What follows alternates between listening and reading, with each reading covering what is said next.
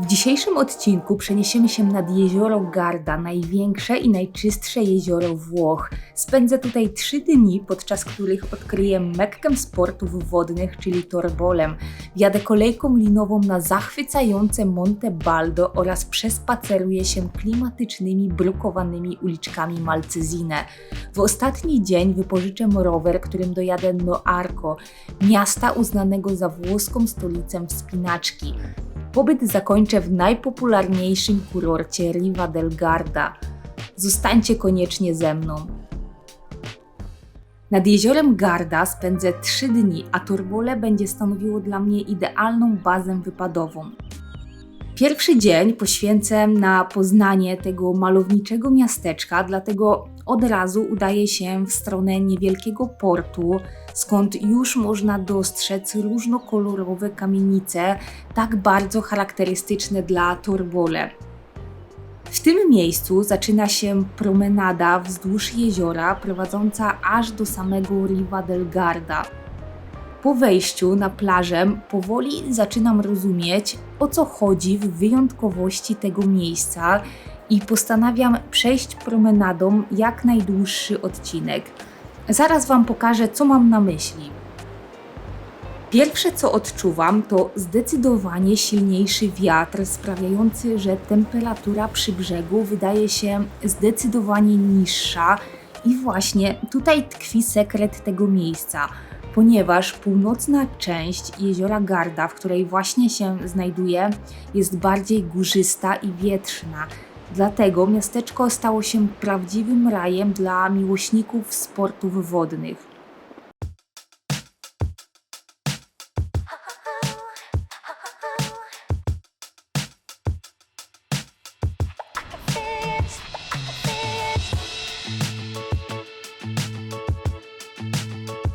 Torbole zdecydowanie sprawia wrażenie kurortu dedykowanego dla ludzi lubiących aktywny styl życia.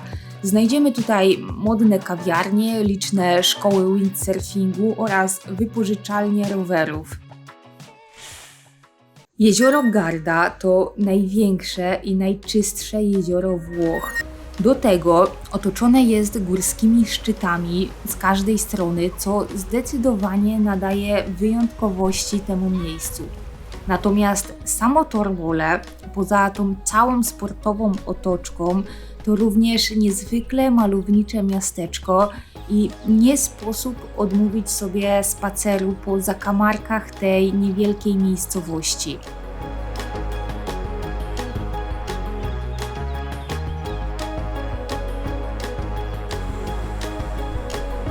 Po zejściu z promenady polecam szczególnie spacer drogą Via Europa, ze szczytu której rozpościera się niesamowita panorama.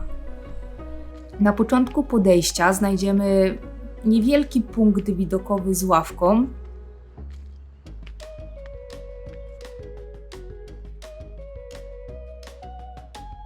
A na samej trasie z pewnością minie nas niejeden kolarz.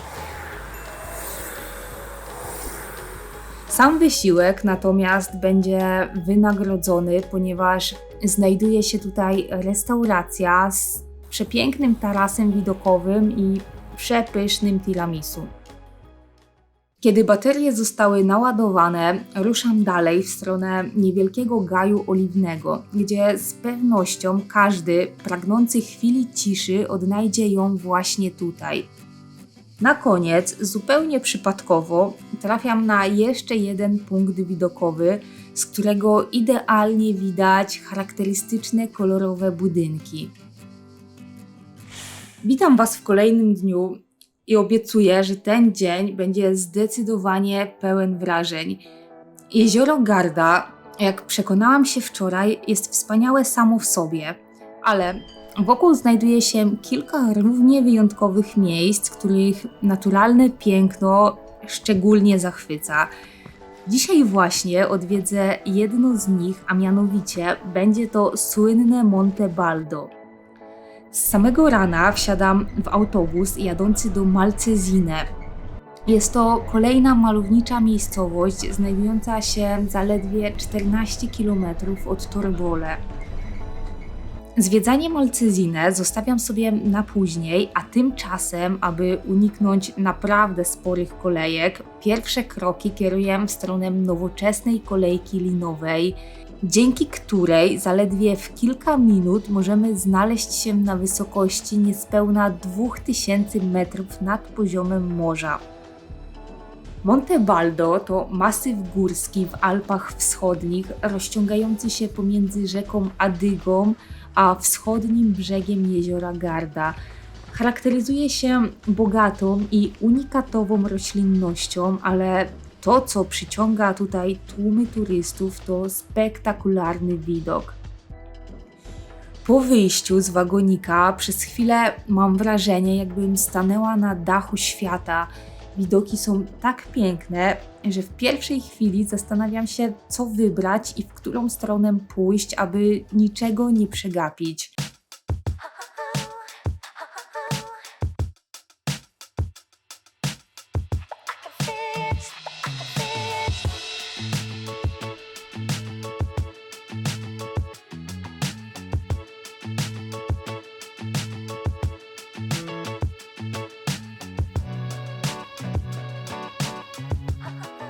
Uważam, że wycieczka na Monte Baldo to jedna z najlepszych rzeczy, jakie można zrobić, będąc nad jeziorem Garda, a widoki ze szczytu zdecydowanie na długo pozostaną w mojej pamięci. Po powrocie do miasteczka udaję się na obowiązkowy spacer, ponieważ centrum Malcezine wyłożone jest kostką brukową, a do tego wyłaniający się co jakiś czas średniowieczny zamek górujący nad miastem nadają wyjątkowego klimatu. Po drodze mijam mnóstwo ciekawych sklepików z pamiątkami, do których chętnie co jakiś czas zaglądam oraz zatrzymuję się w okolicznej restauracji. Pod zamek natomiast docieram dopiero na koniec mojego spaceru. Jeśli ktoś byłby zainteresowany, to wewnątrz znajdziemy między innymi wystawę opisującą faunę i florę jeziora Garda oraz okolicznych gór.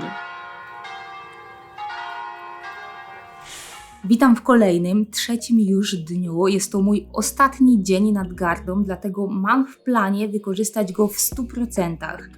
Plan na dzisiaj jest następujący.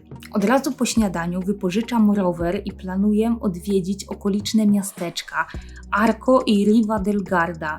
Ale po drodze wstąpię jeszcze do 2 ciekawych miejsc. Zostańcie koniecznie ze mną. Trasy rowerowe w okolicy Gardy są świetnie przygotowane i bez obaw można podróżować pomiędzy okolicznymi miasteczkami. Ja właśnie zmierzam już w kierunku Arco, ale zanim tam dotrę, zajrzę jeszcze w jedno ciekawe miejsce. A mianowicie do Om Café, czyli sklepu z kawą połączonego z palarnią i darmowym muzeum. Zostawiam rower i wchodzę do środka. Na parterze znajdziemy sklep z różnymi gadżetami oraz kawiarnię, w której można zamówić filiżankę kawy lub kupić całą paczkę na pamiątkę.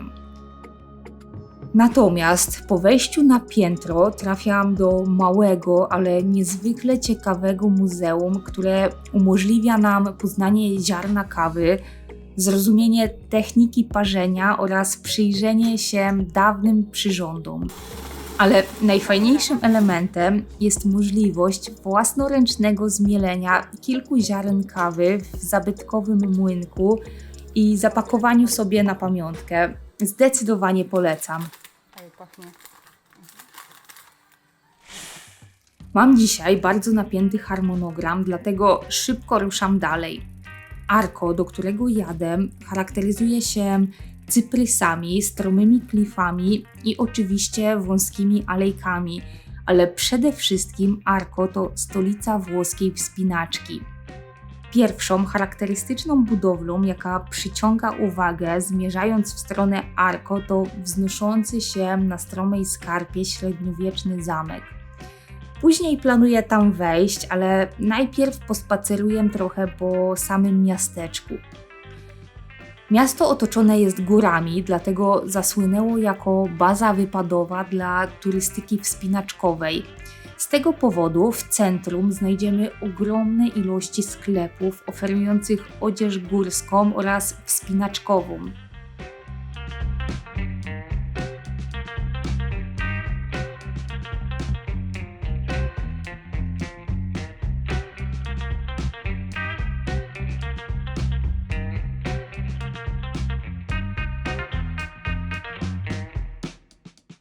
Ja tymczasem, zagłębiając się w uliczki prowadzące w stronę zamku, coraz bardziej odczuwam średniowieczny klimat tego miasta.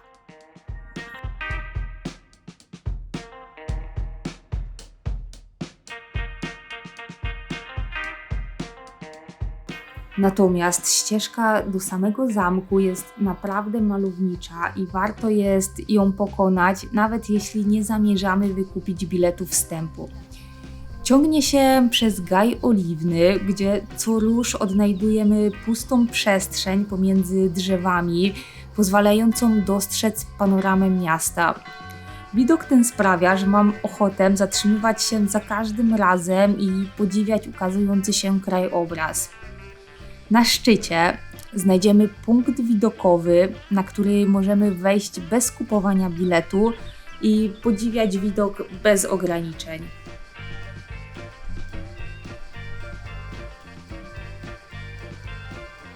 Po krótkim relaksie schodzę do centrum, gdzie czeka na mnie mój rower i ruszam dalej. Oczywiście z Arco do Riva del Garda prowadzi mnie cały czas ścieżka rowerowa, a tuż przy niej, zaledwie 2 km od centrum Riva del Garda, znajduje się popularny sklep z produktami włoskimi Agraria Riva del Garda. Znajdziemy tutaj ogromny wybór naprawdę fajnych produktów oraz, co ciekawe, możemy kupić lokalne wino na litry ze specjalnych dystrybutorów.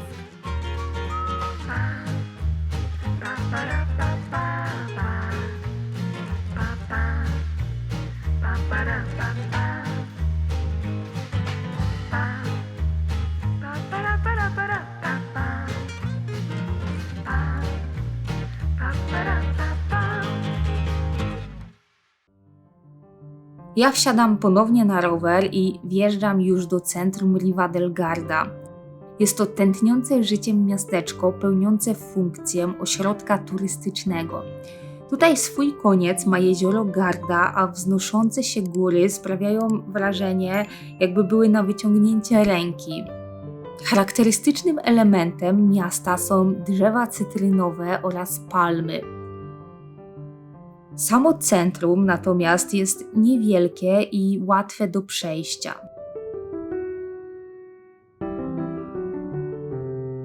Po drodze odnajduję Rocca di Riva, czyli średniowieczną twierdzę z fosą i mostem zwodzonym, a tuż obok ciągnie się promenada prowadząca w stronę budynków z kolorowymi elewacjami, placami z wieżami i tradycyjnymi wąskimi uliczkami, czyli kolejne idealne miejsce na spacer.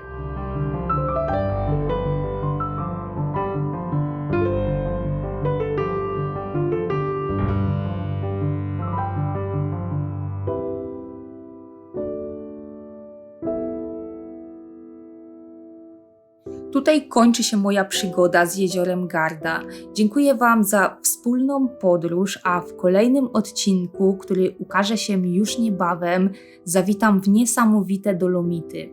Zasubskrybuj ten kanał, aby niczego nie przegapić i do zobaczenia!